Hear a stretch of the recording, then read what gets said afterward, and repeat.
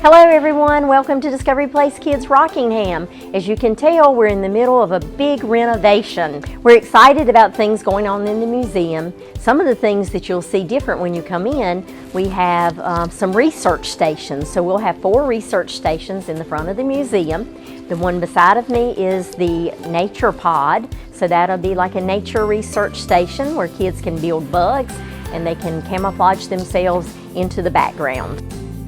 Directly behind me, it will be our astronomy pod, and just as it says, that will be about the planets, the sun, and the moon, and you'll have an opportunity to look through a telescope and see those things. On the bottom layer, to go along with that, we'll have a rocket launcher where you can decorate a rocket and then launch it up into the ceiling.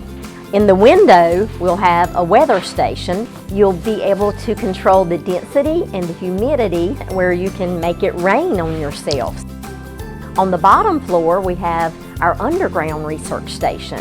And there you'll learn about all the things that you find underground. And we'll have a flower that as you feed it the nutrients, the flower will grow.